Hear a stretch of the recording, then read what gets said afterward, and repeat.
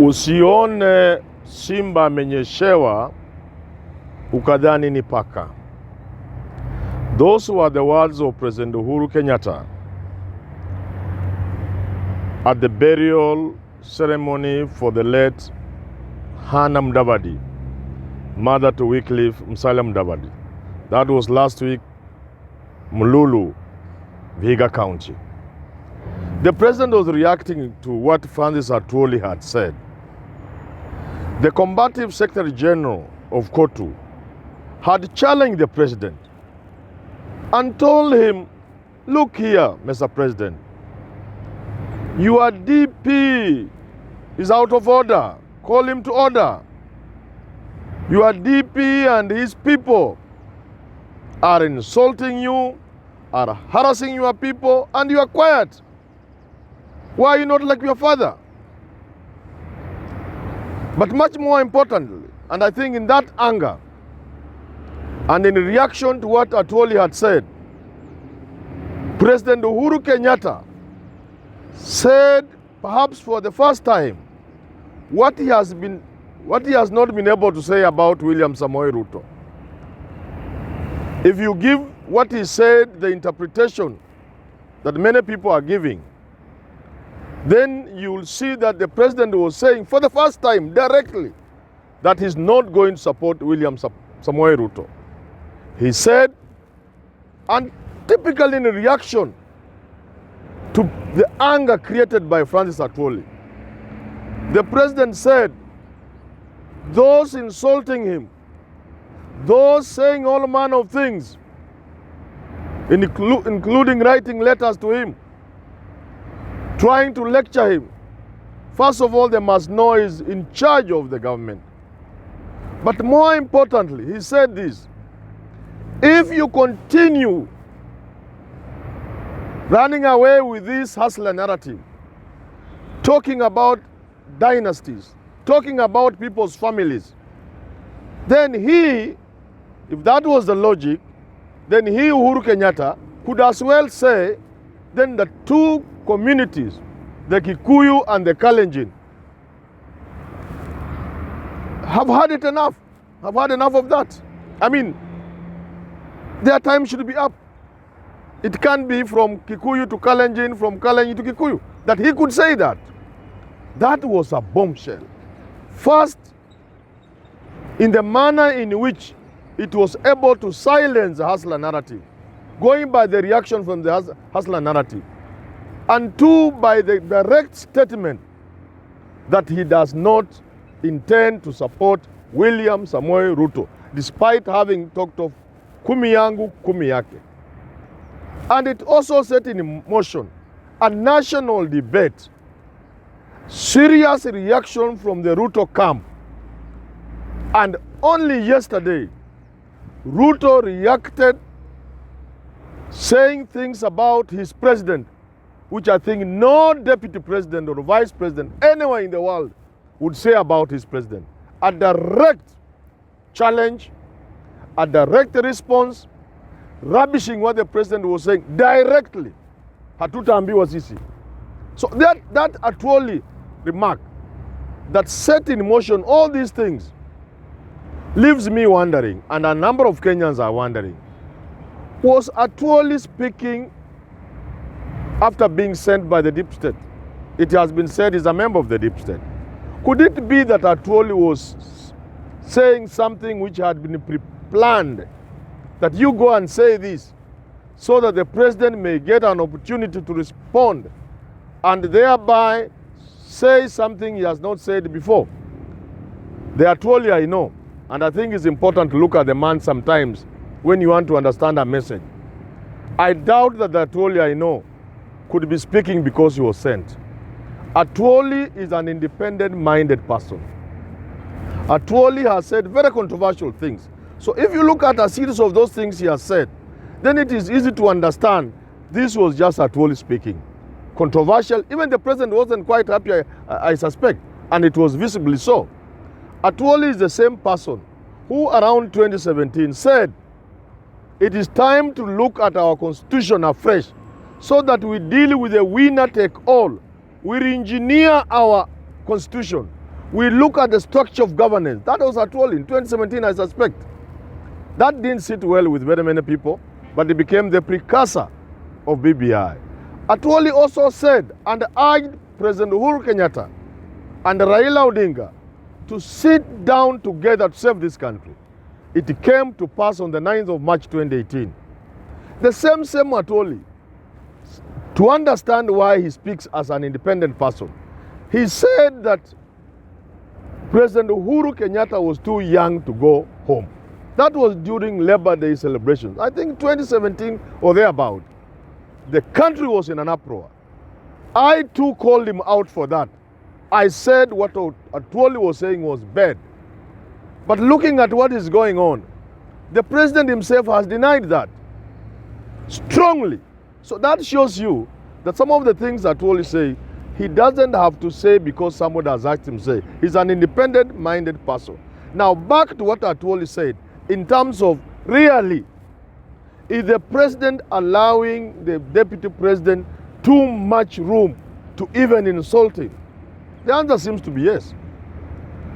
And back to what the president again said, that two communities cannot rule this country perpetually.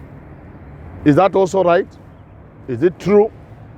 Let's look at the logic to go by the president.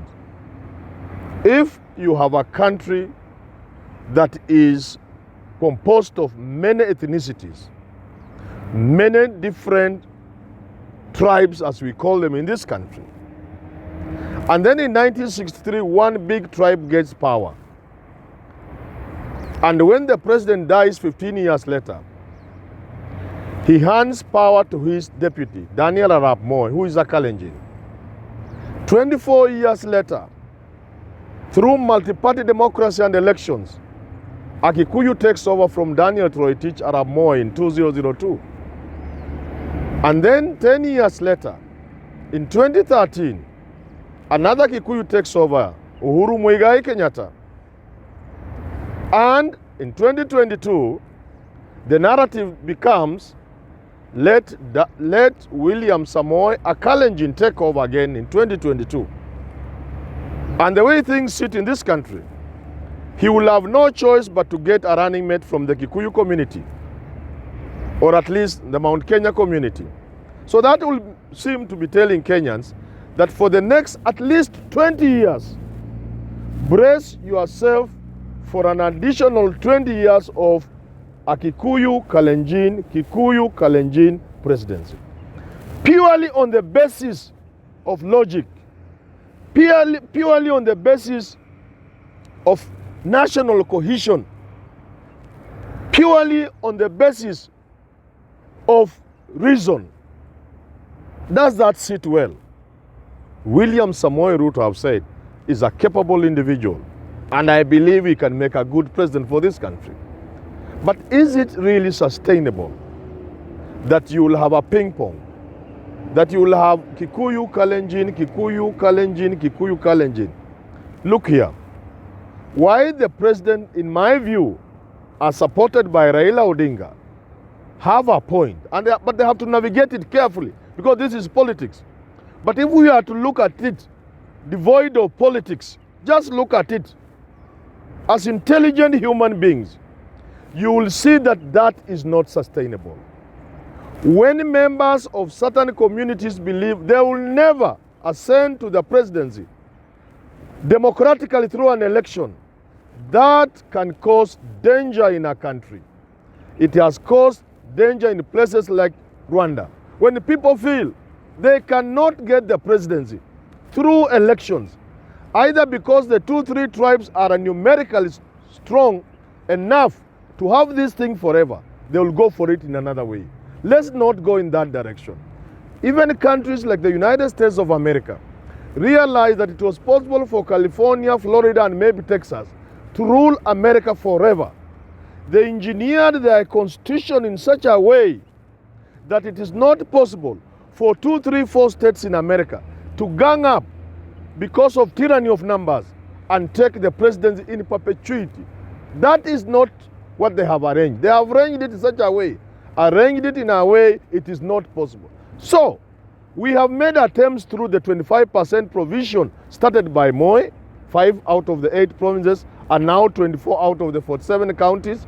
We have tried to achieve it through 50+1 votes, but we have not tightened enough. So it is still possible for 2 communities to gang up and rule forever. But, and this is my closing remark, for those who think this is a small matter, it is equally possible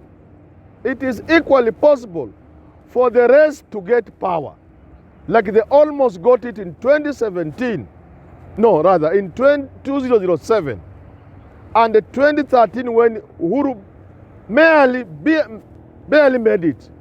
Let me tell those who do not understand this narrative. If these other people get power, having been frustrated for 60, 80 years, let me tell you this, the 2 communities will never smell power for 100 years, and you will still be creating the problem I'm talking about. So it is important to listen to ourselves, to listen to reason, to have a conversation with ourselves as people, and ask ourselves as Kenyans, which is the best way forward. So I don't want to take the Uhuru thing lightly. That suggestion from Uhuru, don't take it lightly. But again, it is possible that Uhuru never really meant that. It simply could have meant, if you say this, I could say this. And since Uhuru was speaking English, which he knows very well, regardless of what some people may think, it is possible that he didn't mean what we are saying. It is also possible that Francis Atwoli did not intend to make Uhuru come out. But since Uhuru came out, let's take what he said for what we think it is. Let's use it as people and say, well, without having to hate any community, without having to hate any individual, without having to stop any community or any individual, without having to be discriminated, without having to discriminate against any community, against any individual, let us nevertheless be open enough, be honest enough with ourselves, and say we have a country to live in. We have to be honest enough to see and accept that what we have in this country is not sustainable.